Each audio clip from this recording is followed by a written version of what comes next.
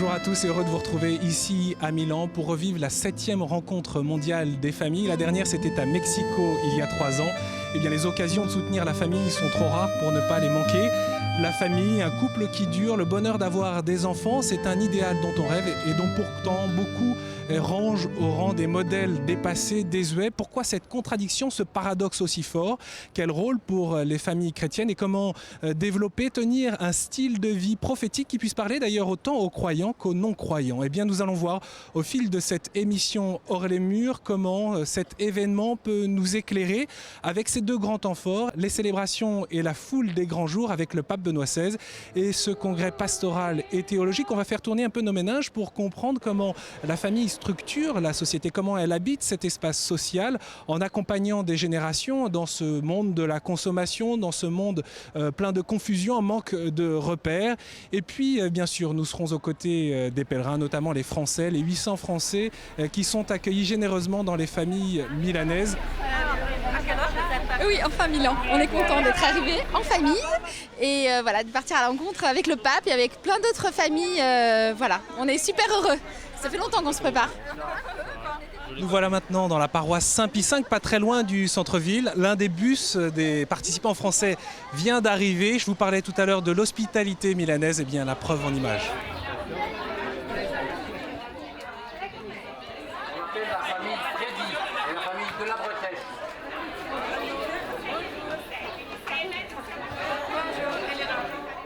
Ils ont l'air assez sympathiques.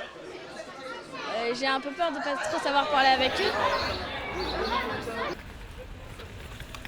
Je suis un peu là. Bonjour, Florent.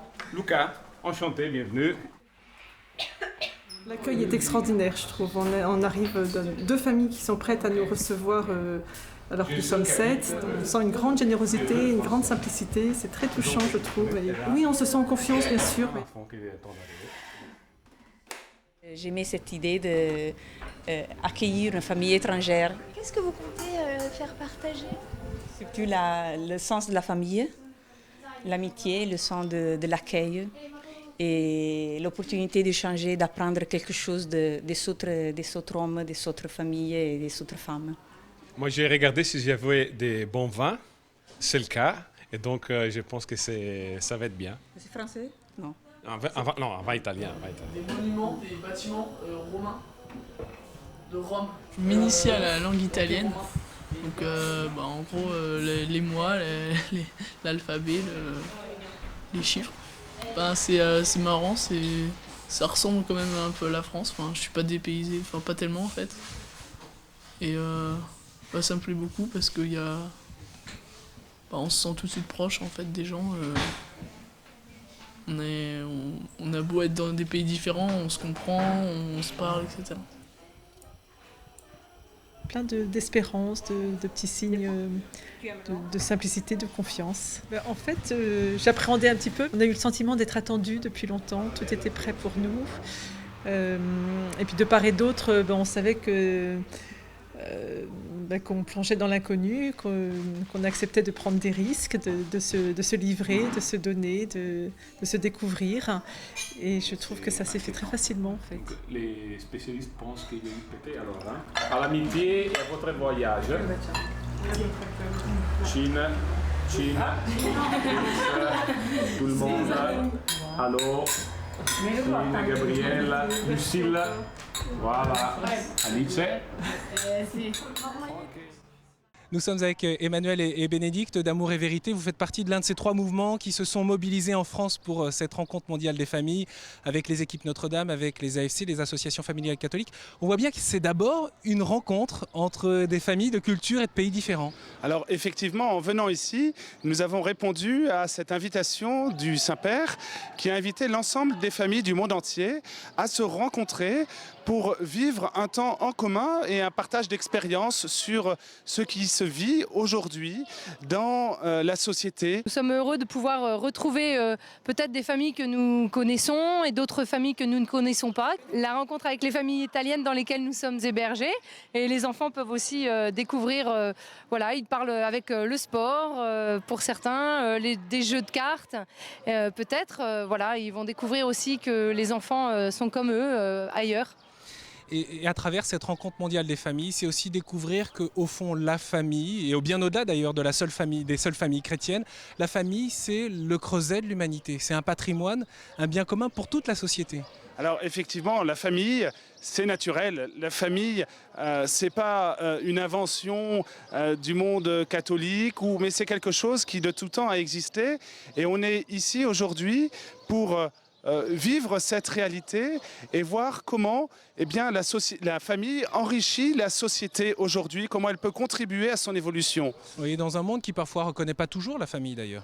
Alors absolument, et ces enjeux vont être de plus en plus importants dans les années qui viennent, et dans les échanges que nous avons commencé à avoir avec ces familles européennes, mais également d'Asie, d'Afrique, on voit bien combien cette réalité de la famille qui porte la société n'est pas quelque chose de spécifique à la France, mais qu'on le retrouve dans tous les pays d'Europe et bien au-delà, dans tous les continents. Il y a une forme de message au fond. Vous êtes même en quelque sorte un message pour nous tous.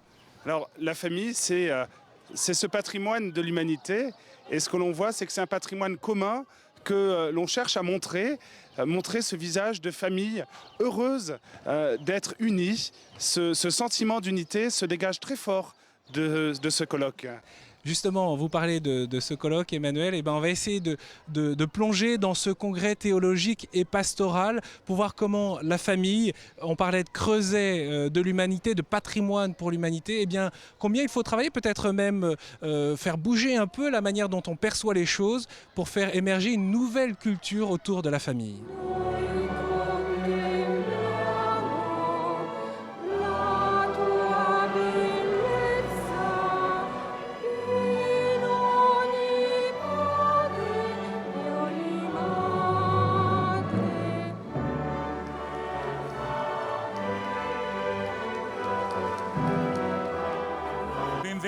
Bienvenue à tous. Avec une heureuse intuition, le thème de la 7e rencontre mondiale des familles, la famille, le travail et la fête, relie les aspects fondamentaux de la vie quotidienne de chaque personne.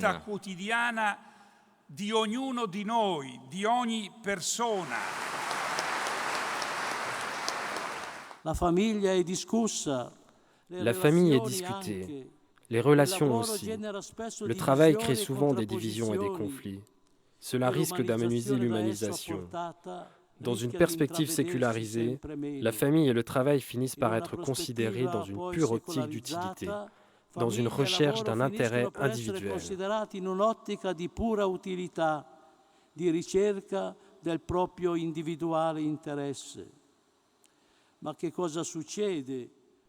Mais qu'advient-il lorsque s'installe une logique de pur utilitarisme? Et comment pouvons-nous nous débarrasser de cette logique? La famille veut et doit cultiver l'art de la gratuité. Elle doit être très prudente pour ne pas importer à la maison la logique qui s'applique aujourd'hui dehors, même de bonne foi. Si en effet, un garçon commence à recevoir de l'argent, 5 €, par les parents pour débarrasser la table ou tondre le gazon dans le jardin, le premier effet qui se produit est que le garçon commence à penser que son acte, qui n'a jamais eu de valeur monétaire parce qu'il se plaçait dans un autre registre, a une valeur de 5 €.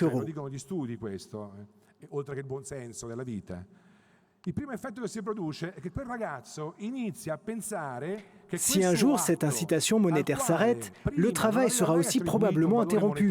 Dans une relation, lorsque vous introduisez l'argent, vous ne pouvez jamais revenir en arrière, parce que l'argent a un grand pouvoir de changer la nature d'une relation.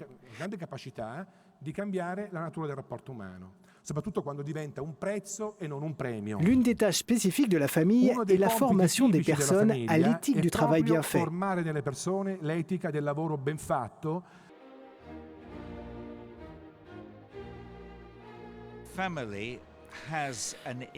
La famille a une capacité innée à s'enrichir elle-même, à promouvoir ses valeurs. Mais pour ça, elle a besoin d'un soutien très fort de l'Église, mais aussi de l'État et du gouvernement.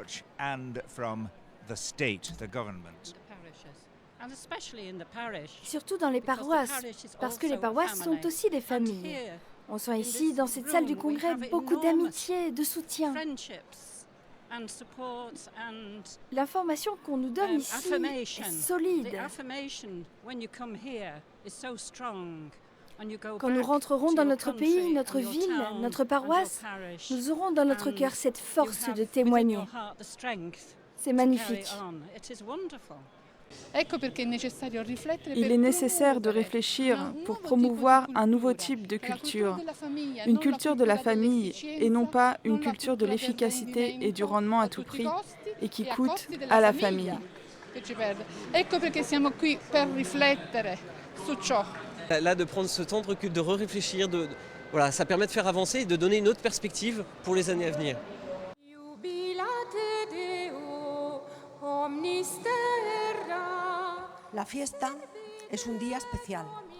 La fête est un jour spécial, a dit Saint-Exupéry.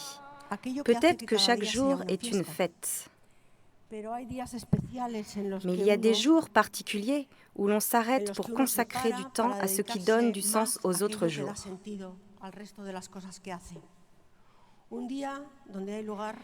Une journée où il y a une place pour la contemplation, l'adoration, la reconnaissance, comme le dimanche qui est proprement un rituel.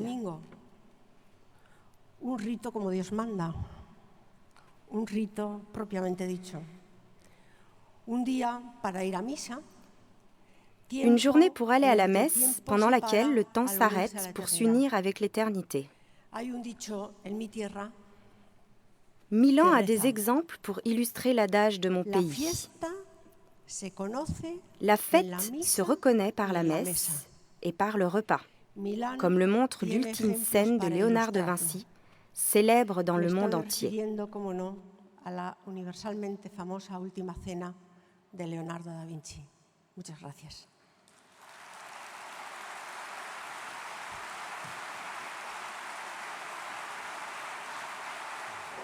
Dans ce centre des congrès, alors que se déroule autour de nous le congrès pastoral et théologique de cette rencontre mondiale des familles, nous retrouvons la famille Barthélemy qui vient de Metz. Bonjour à tous, Eric et Marielle, et puis les enfants, Pauline, Ariette, Côme et puis Blanche. Vous, Eric, vous êtes directeur de Fidesco, c'est l'organisme de volontariat de la communauté de l'Emmanuel.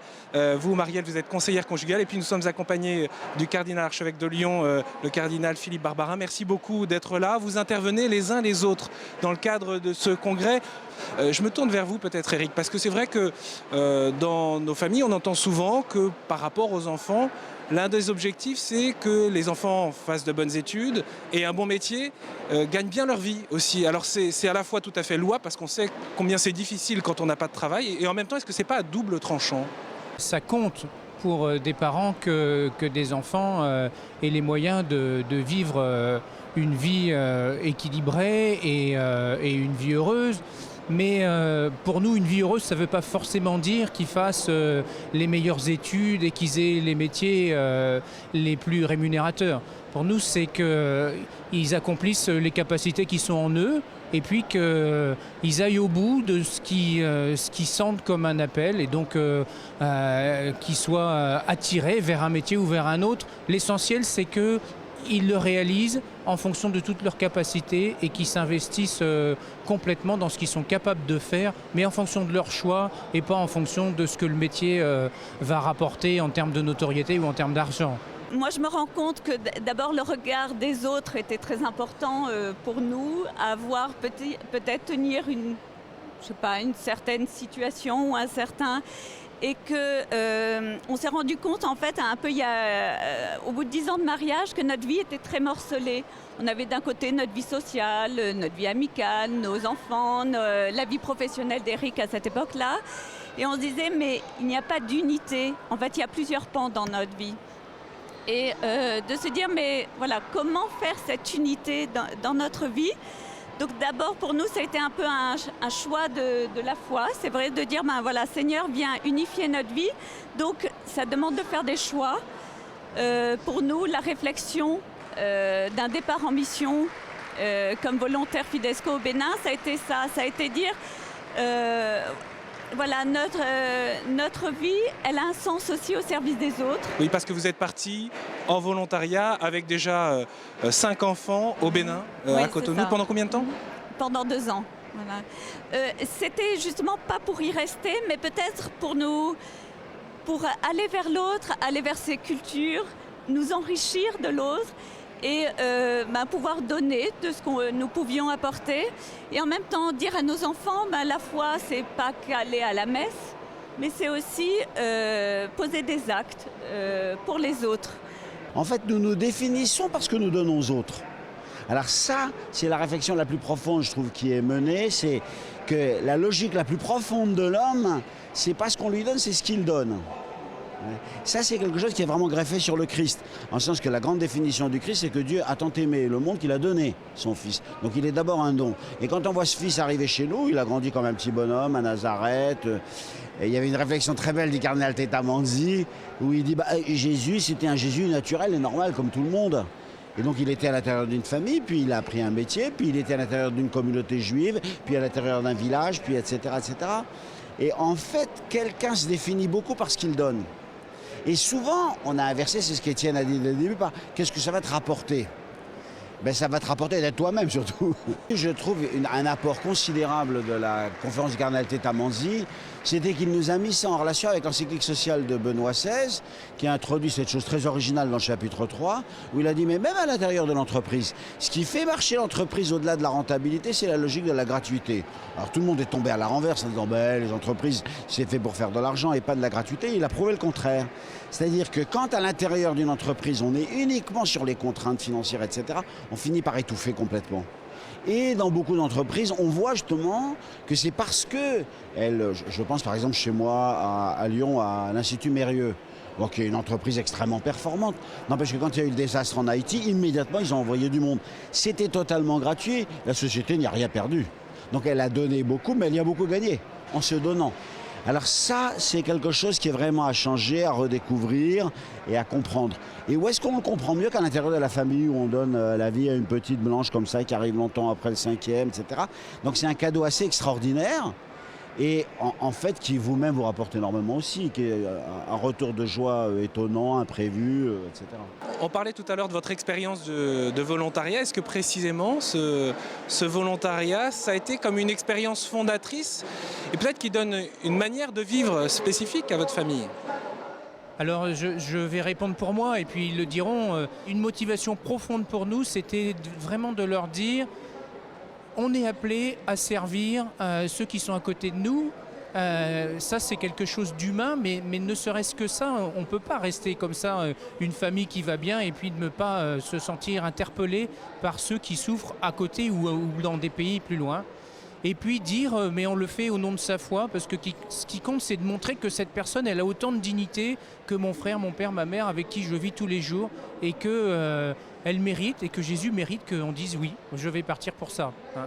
Qu'on montre que la foi, c'est pas simplement des paroles, mais que ça se vit tous les jours, et que on est appelé à un don, ça fait partie de notre vocation familiale. Moi, ce que j'ai découvert au Bénin, c'est vraiment grâce aux Béninois et aux Africains qu'on a côtoyés, qu'on était souvent, nous, dans le faire, et vraiment, on veut aboutir vraiment par volonté, mais quelquefois même sans les autres, et quelquefois même en les écrasant. Et au Bénin, j'ai vraiment découvert ce sens de la relation que les Africains ont, ce sens de la fête, de l'accueil, de donner des cadeaux alors qu'ils n'ont rien. Et ça m'a beaucoup touchée, ça m'a mis beaucoup plus dans la relation et de faire avec les autres. Le don de soi, finalement, ça m'attire un peu. Parce que quand je vois mon frère qui est parti aux Philippines, papa et maman et tout ça, c'est vrai que j'ai envie de vivre cette expérience. Et puis découvrir aussi d'autres cultures pour pouvoir me donner moi-même. En France, quand je vois que je suis trop pressée, je me rappelle qu'en Afrique, on prenait le temps avec les gens. Et puis aussi, c'est une expérience qui m'a ouvert donc, à une autre culture très différente. Et ça m'a marqué parce que je remarque que maintenant j'aime beaucoup discuter avec des personnes étrangères que je rencontre en France. J'ai beaucoup d'amis étrangers pour partager justement nos différentes cultures. Ça m'a donné une ouverture à autrui. Marielle, dans un monde pluraliste, où l'échelle des valeurs est, j'allais dire, ou plutôt les systèmes de valeurs sont nombreux, est-ce que vous considérez aujourd'hui que les familles sont armées d'une certaine manière pour tenir le cap, on parlait de ce style de vie, mais pour le déployer, pour maintenir une cohérence? Les familles sont armées, je ne sais pas, c'est vrai que moi, par mon métier, je rencontre beaucoup de familles blessées, beaucoup de couples en difficulté, puisque je suis conseillère conjugale. Et en fait, c'est aussi cette mission au Bénin qui m'a donné envie de travailler pour les couples et les familles. Donc, je trouve que le rythme de travail, le rythme est très très fort et que les couples souvent vivent un peu l'un à côté de l'autre parce que le travail a envahi et les a séparés. Beaucoup de couples aussi qui vivent séparés pour le travail. En fait, et ça n'améliore pas la vie de famille, ou des enfants qui ne retrouvent pas leurs parents le soir.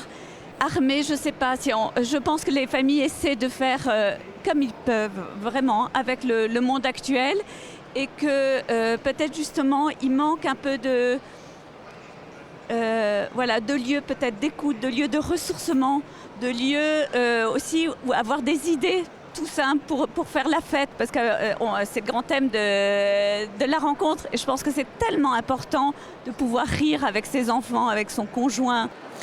Dernière question, dans la crise que l'on traverse, au fond, dans le creuset des familles, est-ce qu'il n'y a pas là l'antidote, d'une certaine manière, pour faire émerger une nouvelle génération, puisqu'on prend conscience de cette responsabilité qu'ont les familles à faire grandir et éduquer les enfants? Oui, c'est-à-dire que moi, on est dans des très grands débats idéologiques aujourd'hui, etc. Je pense que la meilleure réponse, c'est pas les théories, avec les arguments, avec les grandes manifs, etc. C'est le concret. C'est-à-dire un bonhomme comme Com, il dit, moi, j'ai envie de partir. Bon, avec Fidesco et ma soeur ou mon frère, je sais pas, aux Philippines. Moi, j'espère que je ferai pareil. Bon. Donc, en fait, c'est à l'intérieur d'une famille. Ce sont des exemples concrets.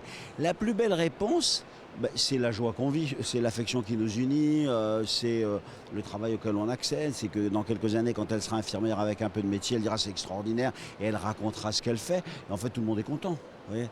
Donc moi, je n'ai pas envie de m'attarder énormément sur les grands débats idéologiques qui ont lieu aujourd'hui, parce que c'est stérile, parce que ça engendre de la violence, parce que c'est très idéologique.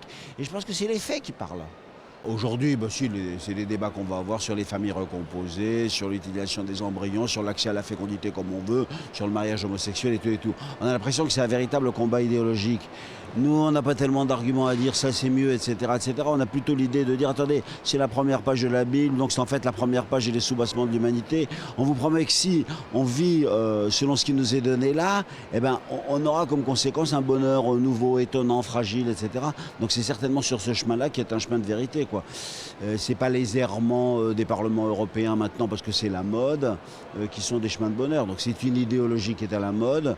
Vous voyez, par exemple, ça m'a beaucoup touché quand dans les élections présidentielles, M. Mélenchon, on l'interroge et on dit qu'est-ce que vous avez à dire aux chrétiens? Et là, il a dit une phrase assez stupéfiante, mais pour moi très réjouissante. Il a dit j'ai envie de leur dire aux chrétiens que le bolchevisme, ça a duré 70 ans, quoi.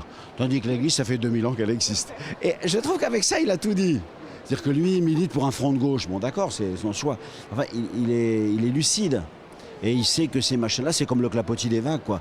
Donc la grande révolution d'octobre 1917 qui allait changer le monde entier et amener le grand soir avec une dictature du prolétariat, une société sans classe, c'est mort, quoi, aujourd'hui. Et plus personne n'en parle.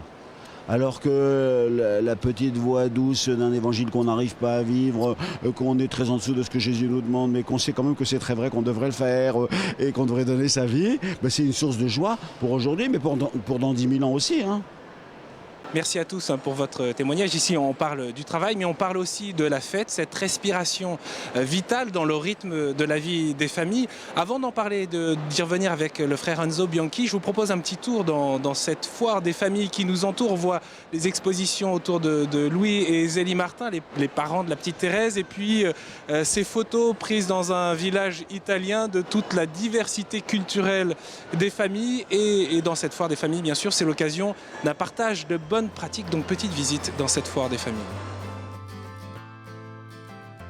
se trouve dans un endroit particulier du Congrès qui s'appelle le Forum, c'est-à-dire un endroit où tous les mouvements, les associations familiales sont présentes pour se faire connaître, bien sûr, rencontrer à la fois leurs membres qui participent au Congrès, mais aussi tous les gens qui viennent découvrir l'une ou l'autre des activités qu'on peut faire autour de la famille, bien sûr. Donc vous avez des mouvements apostoliques, vous avez des librairies, des choses pour les enfants. Donc on y trouve, il y a une espèce de marché également, c'est-à-dire qu'on peut acheter. J'ai vu qu'il y avait des produits typiques italiens, bon, qui sont là aussi, pourquoi pas. Ça donne un peu de couleur locale et c'est sympathique. Et cette très très grande variété d'approches est quand même une des grandes richesses de notre Église.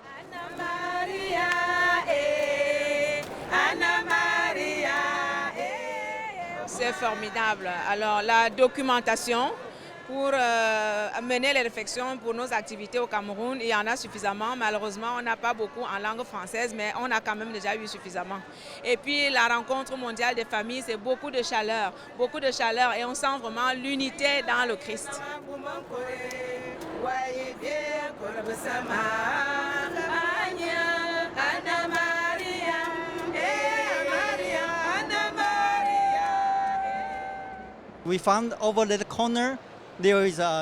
On a vu de l'autre côté cette exposition sur Louis et Zélie Martin, cette famille de saints. Ça nous encourage dans notre foi et ça sera un message très fort à transmettre à nos amis de Taïwan.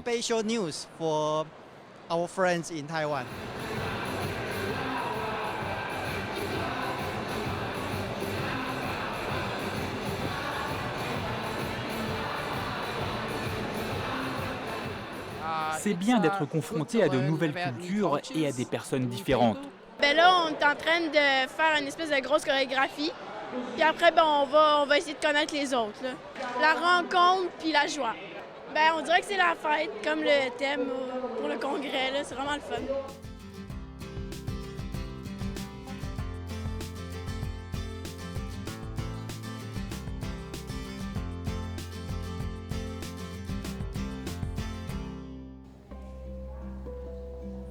Le travail théologique ici à Milan, il se poursuit aussi dans la ville et c'est bien parce que ça permet aux participants de la rencontre mondiale des familles de découvrir les lieux comme cette magnifique basilique Saint-Ambroise.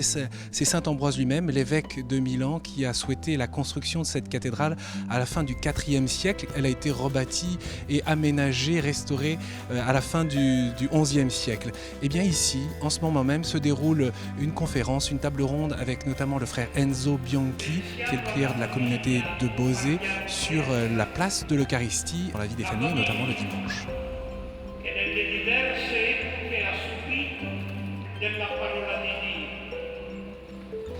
Et nous retrouvons le frère Enzo Bianchi. Bonjour et merci beaucoup d'être avec nous. Ici, on parle du travail et de la fête au sein même de la famille et dans la société.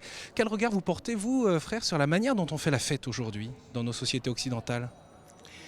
Mais je crois qu'on a toujours besoin de la fête. Mais peut-être que la fête traditionnelle n'est plus beaucoup sentie et même vécue par les jeunes. Mais ils cherchent des manières de faire fête. Les nuits blanches, un peu partout, ils sont vécues pour les jeunes comme une fête possible. Mais c'est sûr, il manque à nous la mémoire. Et très souvent, nous avons oublié de donner un héritage sur la mémoire, mais on sent le besoin. Donc il faut renouveler la mémoire, il faut renouveler dans l'Église le sens de la fête chrétienne, et je crois que les jeunes ils sont capables, encore une fois, de la vivre. Encore l'autre chose, c'est qu'il faudrait faire un effort pour faire comprendre que la fête, avant tout, c'est un besoin anthropologique. Nous avons besoin de jours dans lesquels faire du repos ensemble, simultanément, car seulement dans cette manière, nous pouvons véritablement avoir des relations, avoir des communications les uns avec les autres, avoir la possibilité d'aller visiter les malades, trouver les vieillards, se rassembler comme famille.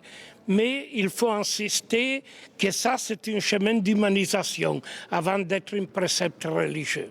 Frère, vous intervenez sur cette célébration de la messe dominicale dans la vie des familles. La réalité, c'est que de nombreux baptisés se sont éloignés de la messe dominicale ou même n'ont jamais pratiqué. C'est ça la réalité. Oui, ça c'est la réalité. Maintenant, ceux qui participent à la messe, c'est une minorité. Mais il faut dire deux choses. Avant tout, que les chrétiennes qui ne participent pas toujours à la messe, mais qui sentent une liaison avec le Christ et ils ont une recherche spirituelle, ils sont beaucoup plus. Et c'est vrai, ils sont un peu invisibles, mais ils sont là. En quoi la célébration de la messe le dimanche peut justement aider à retrouver ce chemin? Il faudrait que nous ayons véritablement le courage de chercher que la messe soit éloquente pour les gens d'aujourd'hui, surtout pour les jeunes. Très souvent, nos messes, ils ne disent plus rien, ils semblent réciter sans conviction. On risque à ces messes de voir, d'assister, mais pas de se sentir porté dans le mystère. Pour quelle raison? Pour quelle raison?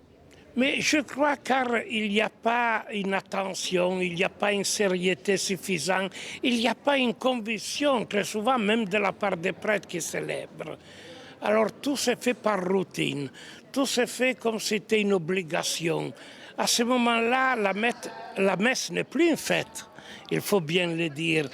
Mais même elle manque de cette sérieuté qui peut véritablement trouver dans les jeunes la possibilité d'être intrigués et mis dans le mystère du Christ. Et comment justement les familles qui peuvent participer peuvent contribuer à vivifier la liturgie dominicale? Mais il faudrait que les familles commencent par exemple à prier ensemble pendant la semaine. Pas toujours, on ne demande pas trop, on ne demande pas aux familles de faire le monastère, petit peu, oui. Mais peu à peu, un moment, et surtout qu'ils ont le courage, les parents, de transmettre la foi aux petits enfants, pas attendre qu'ils choisissent, mais commencer surtout en cherchant de faire connaître Jésus-Christ. Si Jésus-Christ est connu, on a des chrétiennes.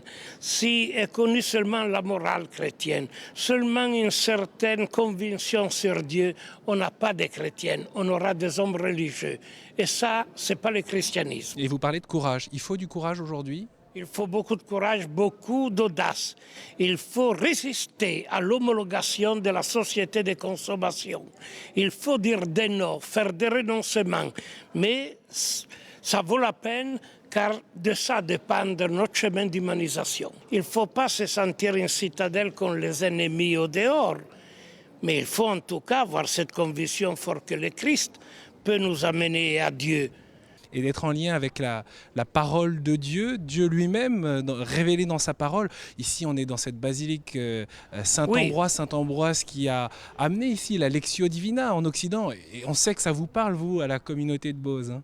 Il faut la Lectio Divina, il faut l'Évangile, il faut l'assiduité au sacrement, il faut surtout cette connaissance amoureuse de lui. Merci beaucoup, frère.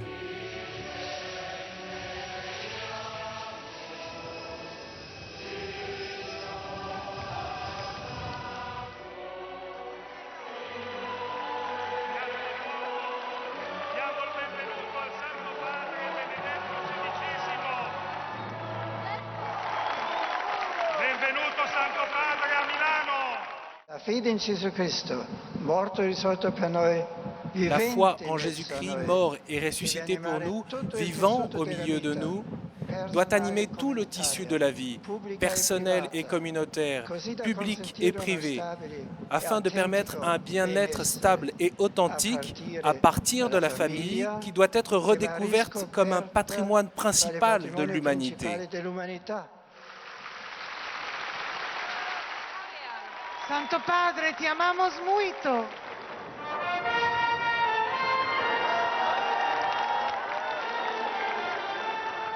Quand la Benoît XVI est arrivé à Milan, cela fait 28 ans qu'un pape n'est pas venu dans cette ville qui a des racines profondes, on l'a déjà dit, dans l'histoire de la chrétienté. On peut voir ici derrière nous la basilique Saint-Nazaro où les Français ont rendez-vous. Cette basilique, c'est peut-être l'une des toutes premières en Occident qui a été construite en forme de croix pour signifier la victoire du Christ sur la mort. Eh bien, c'est dans cette basilique que les Français avaient rendez-vous toute une matinée ponctuée par des témoignages, celle de la famille Barthélemy sur cette expérience de volontariat, mais aussi avec l'interpellation du président des associations familiales catholiques. La famille n'est pas seulement une affaire privée. La famille est la plus ancienne de toutes les institutions humaines. Elle est antérieure à toutes les formes d'organisation sociale et politique. Et à ce titre, elle mérite que cette primauté soit reconnue. Elle mérite le soutien de toutes les autres. La famille, c'est un laboratoire où s'engendre notre société, a poursuivi le cardinal André XXIII, l'archevêque de Paris, qui a invité ces familles à témoigner. Nous, on est des gens particuliers. Alors donc, est-ce qu'on va réclamer ce droit à la particularité, ou bien est-ce que nous allons considérer que dans ce choix d'un modèle familial, d'un engagement mutuel des époux, d'une solidarité entre les générations, on engage quelque chose qui n'est pas simplement un choix confessionnel, mais qui est un choix de société.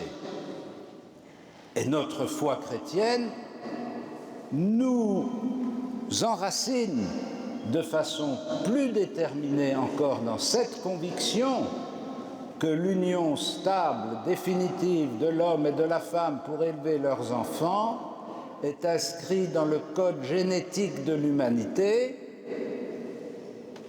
et doit être défendue au nom du respect de l'humanité. De leur côté, les enfants avaient rendez-vous avec Monseigneur Marc Hayet, l'évêque de Bayonne, l'Escar et Oloron, pour un petit temps de catéchèse et d'enseignement. Comment on l'appelle le pape? Tous les papes, on les appelle comment? Le Saint-Père. Vous avez entendu ça, hein? On dit le Saint-Père, pour dire qu'il est un Père, et qui représente à la fois Dieu le Père et à la fois Jésus sur la terre. Et à la fin de la messe, ces enfants ont reçu une image du pape pour prier pour le pape à leur retour en France, mais aussi pour parler de cette expérience de la rencontre dans leur famille, dans les écoles et bien sûr au catéchisme. C'est une bonne manière de se préparer à vivre ces grandes célébrations avec le pape Benoît XVI sur l'aérodrome de Bressot. C'est le deuxième temps fort de cette rencontre mondiale des familles pour lequel les familles se mettent maintenant en marche.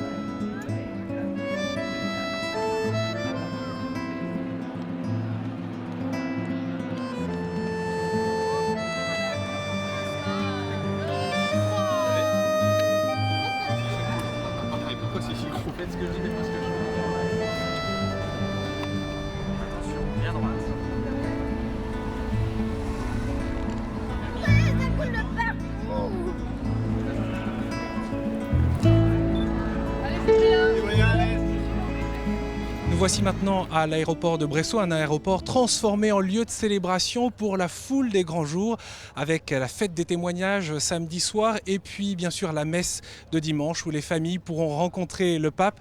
Un immense merci, Éminence, merci à vous. De nous accueillir ici. Vous êtes cardinal archevêque de Milan, vous êtes co-organisateur de cette rencontre mondiale des familles. C'est vrai que c'est très impressionnant ce lieu. Hein. C'est vrai, il est très impressionnant parce qu'il est énorme, 74 hectares. Mais nous espérons véritablement beaucoup du monde parce que le thème de cette rencontre mondiale de la famille est formidable. Parce qu'en touchant la question de la famille, du travail et de la fête, on va au cœur de l'expérience élémentaire de tout homme. Alors j'ai été fortement impressionné par deux faits. Le premier, c'est qu'il y a eu une réponse formidable de la part de toute la société civile et il y a maintenant un approfondissement au point de vue théologique, anthropologique, sociologique de ces trois éléments qui font qui fait ressortir l'unité de la personne et la grande importance des relations entre les personnes. C'est une grande promesse pour le futur de cette phase difficile qu'on est en train de traverser. Et parfois d'ailleurs, les familles n'ont pas toujours conscience qu'il s'agit de donner un témoignage, et surtout parce que souvent les affaires de famille, on considère que c'est très privé. Chacun fait ses choix, chacun fait ce qu'il peut, et a priori, il y a une forme de silence plutôt que du témoignage explicite. Vous avez raison. Le problème, c'est que nous, les chrétiens, on a souvent réduit le témoignage seulement à la question du bon exemple. Mais le témoignage implique aussi une connaissance de la réalité et donc une communication de la vérité. Donc on doit, à l'intérieur des communautés paroissiales vivantes, des différentes agrégations ecclésiales, retrouver la beauté, la vérité et la bonté de cette expérience de l'amour fidèle, de l'amour ouvert à la vie, et montrer que ça, c'est une ressource, non seulement pour l'Église, mais pour toute la société. Et justement, vous dites que l'une des difficultés, c'est la fragilité des couples aujourd'hui. Si, je pense qu'on ne doit pas tellement parler de crise de la famille, mais plutôt de crise de la couple. Ce qui implique évidemment une façon de repenser la figure de la femme dans sa relation avec l'homme et vice-versa. Là, on fatigue encore, et ça peut se comprendre, mais il y a des signaux qui sont déjà véritablement positive. On a une quantité énorme d'expériences, on l'a vu pendant le congrès, on le sait en écoutant tout le monde, de familles dans lesquelles la positivité de l'amour et la beauté d'avoir des enfants deviennent de plus en plus marquées et communicables. À quoi faut-il être attentif dans les propos du pape ces jours-ci, ces heures qui viennent? Je pense qu'il faudra être attentif soit à sa personnalité, à son témoignage, à sa mission qui est celle de nous confirmer dans la foi, et il faudra après réfléchir très attentivement sur le magistère, parce que l'une des modalités privilégiées après l'Eucharistie illuminée par la parole de Dieu de la mission de Pierre, c'est justement l'enseignement des apôtres. Et je pense que le pape qui a voulu, avec une grande générosité, nous donner 3 jours pour rencontrer les participants à ce meeting et pour rencontrer Milan, mérite que nous suivons attentivement ce qu'il voudra nous enseigner. Un grand merci, Éminence. Merci à vous. Au revoir.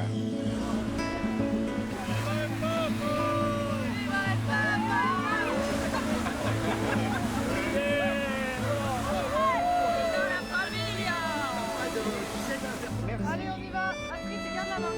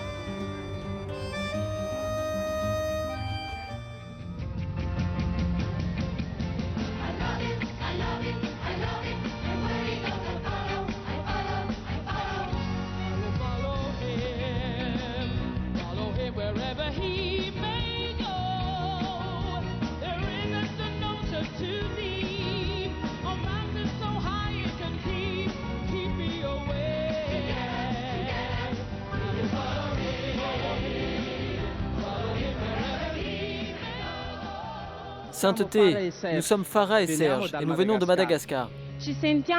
Nous nous sentons faits l'un pour l'autre. C'est pourquoi nous voulons nous épouser et construire un avenir ensemble. Mais en parlant du mariage, sainteté, il y a une parole qui, plus que toute autre, nous attire et en même temps nous fait très peur. Le pour toujours.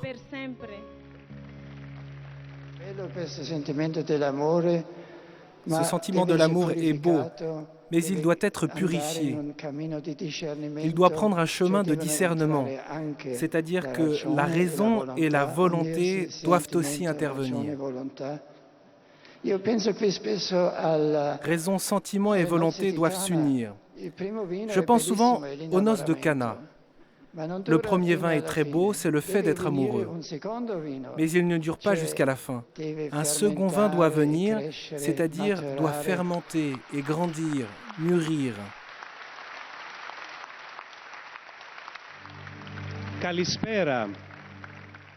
Nous sommes la famille Paléologos.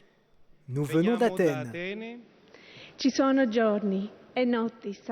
Il y a des jours et des nuits, Saint-Père, où l'on se demande comment faire pour ne pas perdre l'espérance.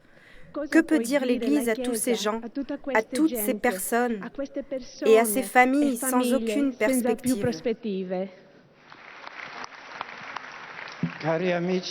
Chers amis, merci pour ce témoignage qui a touché mon cœur et celui de nous tous. Que pouvons-nous répondre? Parlons pour commencer de la politique. Il me semble que devrait croître le sens de la responsabilité dans tous les partis, qu'ils ne promettent pas des choses qu'ils ne peuvent pas réaliser. À présent, nous avons en Europe un réseau de jumelage, mais ce sont des échanges culturels, certes très bons et très utiles. Mais peut-être faudrait-il des jumelages dans un autre sens, que réellement une famille d'Occident, d'Italie, d'Allemagne, de France assume la responsabilité d'aider une autre famille.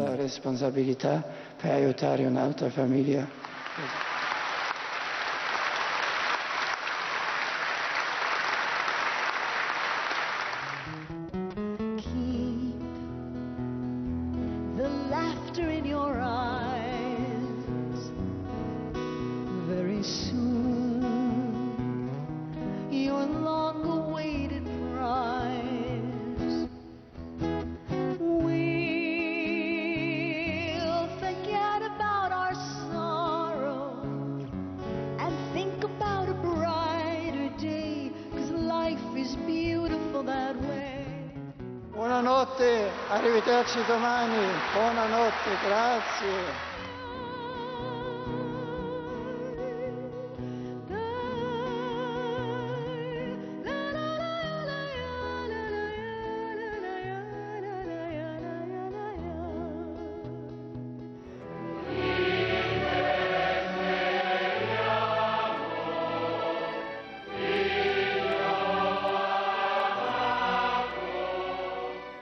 Nous sommes dimanche et nous sommes à Bresso, c'est près de Milan. Et aujourd'hui, nous attendons le pape qui vient ici pour toutes les familles du monde. Une grande occasion de mondialité, de l'accueil très important pour l'Italie, qu'il y a beaucoup de monde qui vient et beaucoup de difficultés. Oui.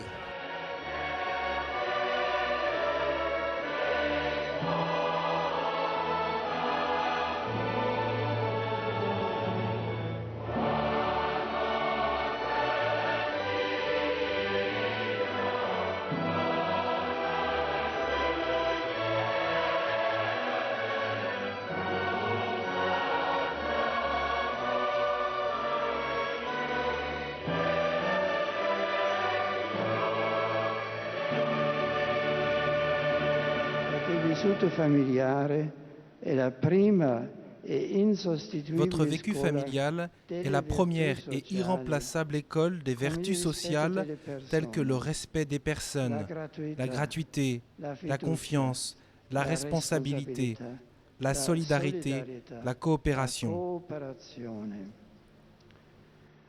Cari sposi, abbiate cura dei vostri figli. Chers époux, prenez soin de vos enfants et dans un monde dominé par la technique, transmettez-leur avec sérénité et confiance les raisons de vivre, la force de la foi, en leur proposant des objectifs élevés et en les soutenant dans leur fragilité.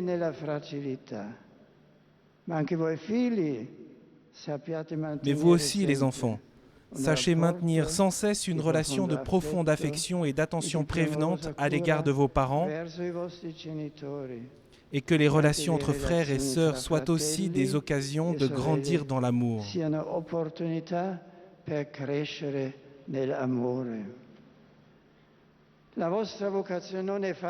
Votre vocation n'est pas facile à vivre, spécialement aujourd'hui.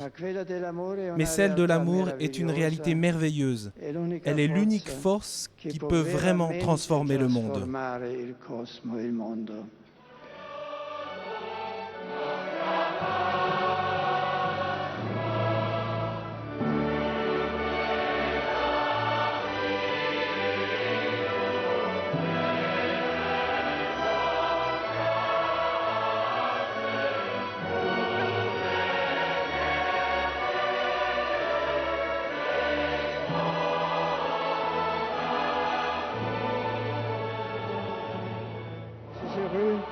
De vous annoncer que la prochaine rencontre mondiale des familles aura lieu dans la ville de Philadelphie aux États-Unis d'Amérique en 2015. Que par l'intercession de la Vierge Marie, vous puissiez ouvrir vos cœurs et vos foyers au Christ.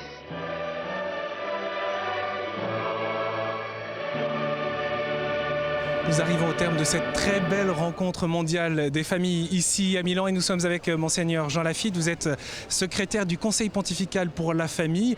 Au fond, il y a une très belle maturité de ces rassemblements. C'est pas seulement la célébration avec une grande foule, c'est aussi la mise en d'une intelligence des situations pour un témoignage efficace.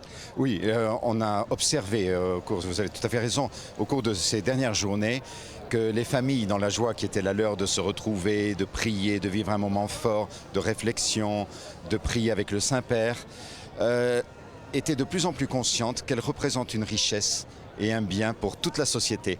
Donc elles se sentent appelées à en donner le témoignage simple, pas du tout arrogant, mais un témoignage véritablement profond et naturel et simple et fort. Elles sont ce qu'elles sont, comme disait Jean-Paul II. Famille, deviens ce que tu es.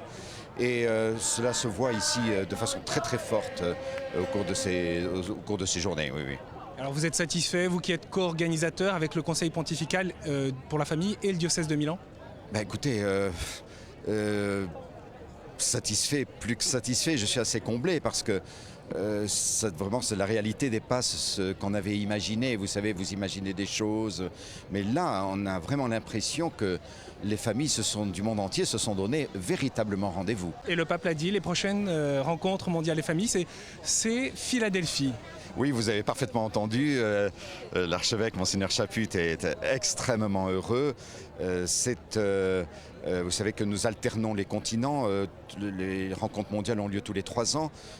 Cette fois-ci, c'est l'Europe. Il y a 3 ans, c'était le Mexique. Donc nous retournons sur le continent américain, mais cette fois-ci dans sa partie nord, aux États-Unis, à Philadelphie. Et donc 2015, dès la semaine prochaine, nous allons nous mettre au travail pour commencer les premières réunions pour 2015. Ce sera peut-être une autre forme, mais on verra. Il y a toujours des défis à relever autour de toute façon de la famille. Ah oui, il y a des défis. Je pense que un premier défi, c'est de ne pas perdre l'espérance. Vraiment, vous savez, les familles sont critiquées, elles sont brocardées, ridiculisées, souvent relativisées dans ce qu'elles vivent. Or, elles savent bien qu'elles vivent quelque chose de naturellement beau et bon. Et elles savent bien que cela s'alimente à une source qui est quand même cet amour fidèle, cette indissolubilité de cette union extraordinaire entre un homme et une femme, qui est quand même la seule médiation à partir de laquelle une nouvelle vie humaine peut venir à l'existence. C'est une chose inouïe quand on y pense, si vous voulez. Et donc les familles, oui, je crois, ont de plus en plus conscience qu'elles représentent une richesse, une vraie richesse pour leurs enfants, mais aussi pour la société tout entière. Elles participent au bien commun de la société. Oui. Un grand merci, Monseigneur Lafitte. C'est moi qui vous remercie. Pour tous ceux qui souhaiteraient bien sûr retrouver ces célébrations ici à Milan, vous pouvez bien sûr visiter notre site. Je remercie toutes les équipes de KTO mobilisées à Paris, à Milan. Merci aussi beaucoup au Conseil pontifical pour la famille, au diocèse de Milan pour son accueil. Je vous donne rendez-vous à très bientôt sur KTO.